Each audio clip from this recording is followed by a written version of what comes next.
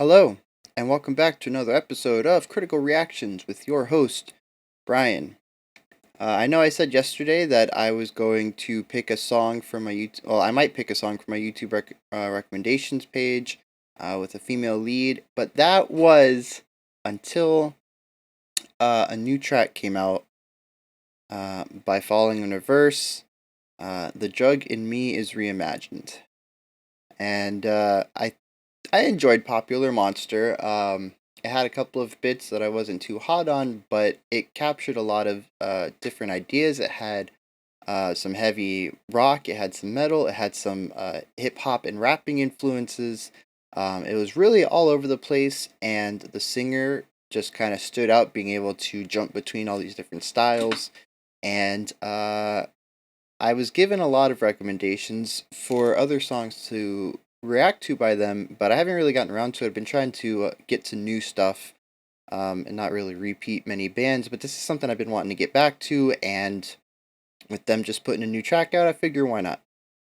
Let's see what they got for me again. I'm expecting something along the lines of Popular Monster. A good mix of several genres, and yeah.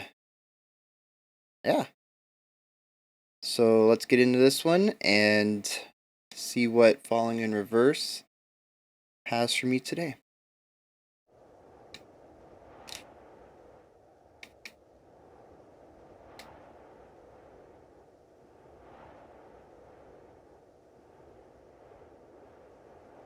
I heard a knock upon my door the other day. I opened it. Real nice falsetto. Staring in my face. The feel of mortal stalking still reverberates. Everywhere I go, I drag this coffin. Just in case. Not much of a resolution in that chord progression, but that drop chills, man. I think the lack of resolution was intentional. Adrenaline kicks and shifts into overdrive. Your secrets keep you sick, your lies keep you alive. Snake eyes every single time you roll with crooked eyes. I felt the darkness as it tried to pull me down. The musical phrasing is sublime, very dynamic. I wrestle with my thoughts, I shook the hand of doubt. Running from my past, I'm praying feet don't fail me now. I lost my goddamn mind. It happens all the time. I can't believe I'm actually meant to be here. Trying to Nothing of what I was expecting, the drug in me is but a pleasant surprise nonetheless. I don't think I'd ever expect these guys to pull off a ballad, and they're just nailing it. There's so much emotion in this. The writing's phenomenal. The chord progression it's fitting. It's somber and pensive. I've got these questions always running through my head. So many things that I would like to understand. If we are born to die and we all die to live, then what's the point of living life if it just contradicts? I felt the darkness as it tried to pull me down. Tons of emotion here. The kind of dark that haunts 100-year-old house. I wrestle with my thoughts, I shook the hand of doubt.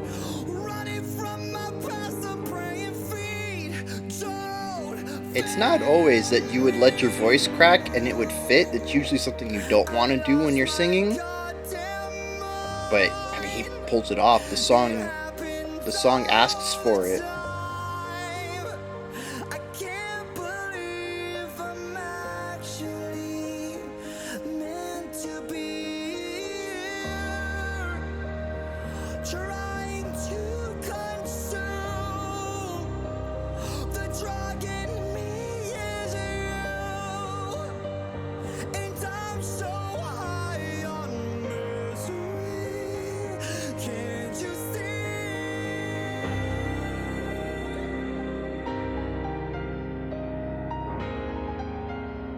right.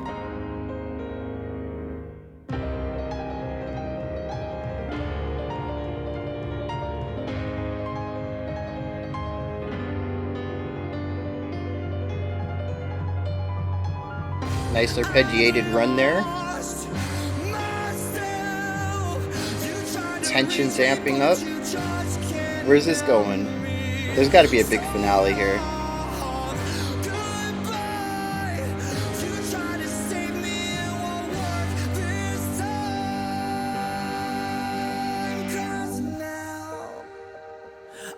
Or maybe not. Just dissolved all that tension.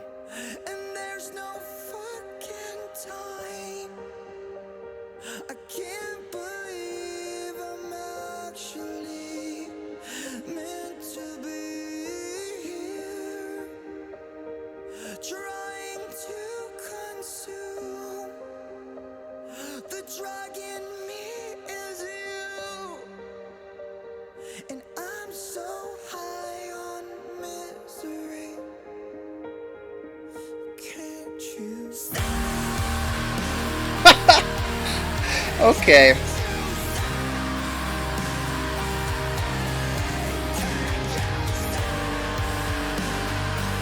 Okay, that was unexpected.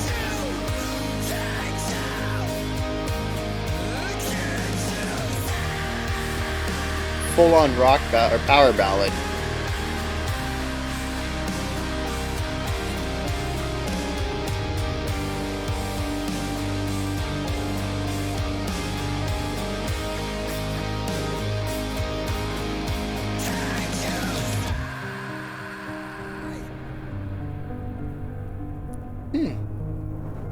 Momentary though. More of putting the punctuation at the end of the sentence rather than being another sentence unto itself. Alright. So, not what I was expecting out of Falling in Reverse. Yeah, I was expecting something more along the lines of Popular Monster, with rock and metal and hip hop influences all kind of rolled into one, and instead we get a ballad in every aspect of the word. Very little instrumentation past strings and pianos. The guitars and drums came at the end for 15 seconds. Really wasn't that much. Really somber, melodic tone throughout. Just, I mean, powerful delivery too. All of it, from start to finish. I was enthralled by the story he's telling of what I can assume to only be some sort of failed relationship of sorts, whether it's platonic or romantic or familiar. Um, I mean, the chorus stands out. He's lost his mind. The drug in me is you. I'm high on misery. This person is just not doing well. Is not a good influence for him for whatever reason, but he can't get rid of this person. He keeps striving to be with them, to keep them in his life, even though they're destructive. And I think the song has a lot of those emotions in it, where there's this strong tie to continue to have this drug, this negativity in your life. I mean, at one part he's screaming almost. His voice is cracking. He's got some fry in there. He's singing in his upper register. And he's trying so hard to say it's over, that he understands this is a toxic relationship, but he can't let it go. All these feelings get pent up, and he releases them in the only way he knows how, through his singing and his playing. But by the end of the song, he's still saying that I need you to see that this is toxic, but he never says it's over. It's cyclical.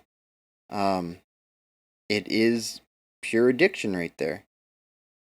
He wants it to be over. He understands it should be over, but he never ends it. Um, all he wants is the validation. He wants the other person to see that this is bad and for them to change. That's kind of what I'm getting through the music and the delivery and the lyrics. Um,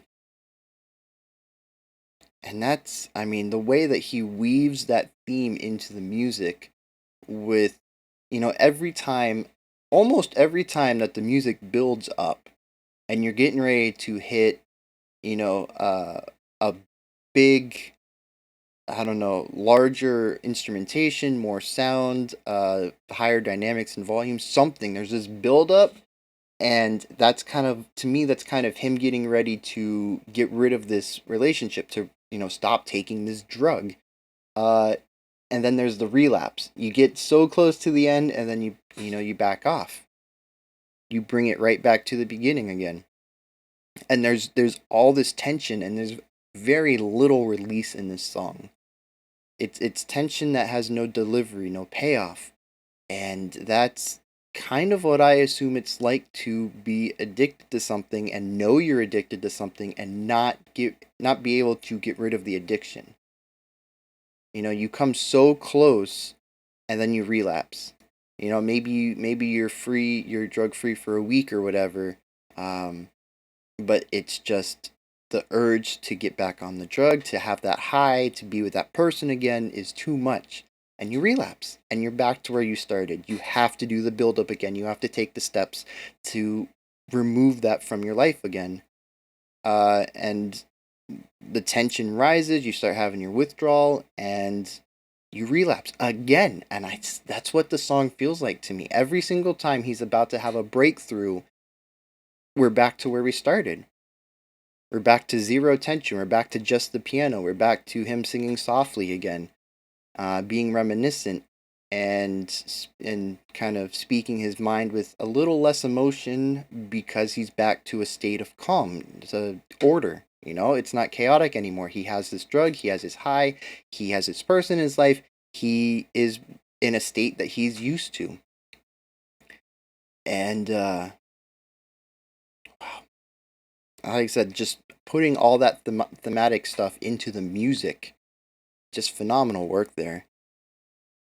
And that's not even anything to say of what's actually being played. That's just the ideas that are coming through the music. His piano playing is excellent. The little solo he had with the arpeggiated run. I mean, it's nothing extremely special when you're talking about pianists, but it was beautiful, and I think it captured the ideas of walking to the edge, which is kind of a lot of what this song is about, getting so close to that point of calling it quits. And that run just doesn't stop. Every time I thought it should have stopped, there was another arpeggiation. There was 3 more notes, or 6 more notes. There was 9 more notes. Um, and then finally he stops it, and we're back to where we were again. It's calmed down a bit. And the I think they were cellos, 4 cellos, I'm pretty sure. Um, them laying down the bass line and kind of putting some nice runs in there.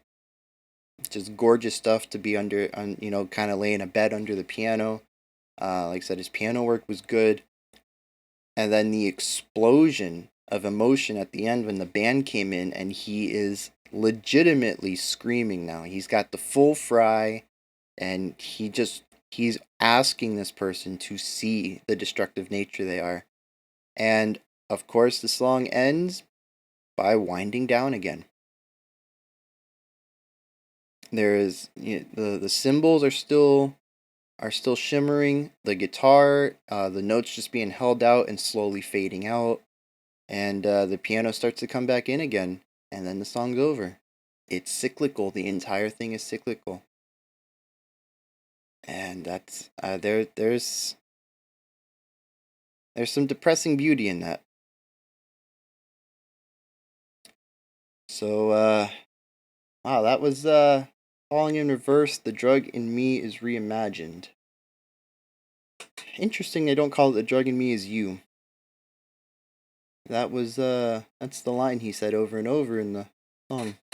Uh, hmm, interesting. I'm sure someone's gonna let me know what's up with that. There's got to be a reason for that. Some big fan of their work is gonna understand why it's reimagined and not you. And if you're that fan, if you know, put it in the comments. Let me know why it's not called "The Drug in Me Is You," despite that being the lyric used over and over. And for anyone else, let me know what you thought of the song, and hit me up with those recommendations again because I get hundreds of comments a day, and I can pull up the videos comments. Actually, yeah, I mean, hit me up with recommendations anyways, just to kind of keep it fresh on me. I do want to revisit these guys as one of their older songs. Because now I've seen two sides. We've had Popular Monster, which is really heavy, with some hip hop influences, and now the drug in me is reimagined, which is very somber and melodic, and I mean it's a ballad. So I've seen two sides. I like to see something in the middle, maybe something back on the heavier side. They have a very wide range. It is very impressive what they can do. Um, just the spectrum of their talent. So good stuff all around. And make sure you like, subscribe, and ring the bell. And it is Friday, last day of the week, so y'all know that I won't be back during the weekend, but I will be back Monday. 7 a.m. No, geez, 7 a.m. What am I talking about? 11 a.m. as usual. All right, and until then, you all have a fantastic weekend, and I'll see you next time.